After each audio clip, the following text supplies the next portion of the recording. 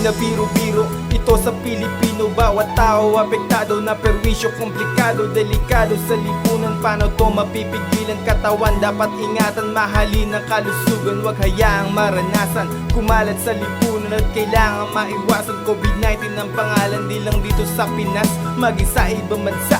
Kumakalat epidemya, bata man o matanda ay pwede madapuan, mahawahan, mahawakan. Katawan ay alagaan upang di na mapasahan, masalin, malapitan mula sa karamihan. Mas mabuting manatili sa inyong mga tahanan upang di na to kumalat dito sa ating bansa. Tuluyan na maglaho at kailangan mawala, babalik din sa normal ang ating pamumuhay. Magdasal sa may kapal dahil siya ay nakaalalay. Ikaw na ang bahala sa amin naman, at sa mga araw na darating pa.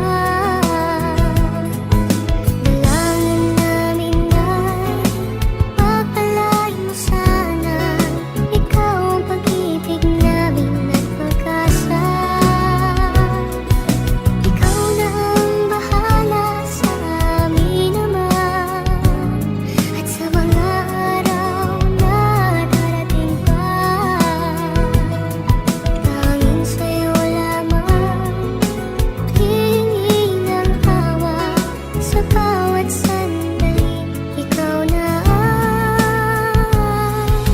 Manatili sa tahanan, ikandado ang pintuan, dilat aking mata, nakapiring na kalaunan. Naglalakbay ang diwa habang dila nakatigil. Tila di na kontento sa gantong uri ng sining. Ayoko na sumulong sa gantong klase ng tema. Kung panay hiling daing naririndi ng aking tenga. Wala na akong makita, kahit konti na kumpiyansa. May pag-asa pa kayang madaanan ng kalsada. Mga harang, barikada, mga taong namamara. Kung wala kang ebidensya, manatili ka sa kama. Gamot at medisina, pagkain sa lamesa. Walang pera, dilata, ilang araw abateka. Huwag ka magreklamo kung palagi ka sa bahay. Mabuti pang ganyan ka sa ikaw ay nakaratay. Gusto lang ng gobyerno tayong lahat ay maligtas mula sa COVID-19, muling babangon ng Pinas.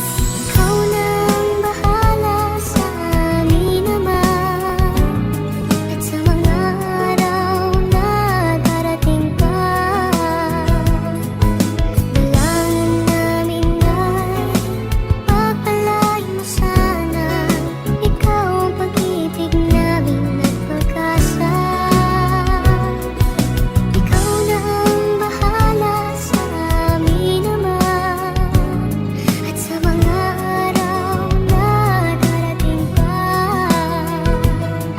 Tanging sa'yo lamang hihingi ng awa, sa bawat sandali ikaw na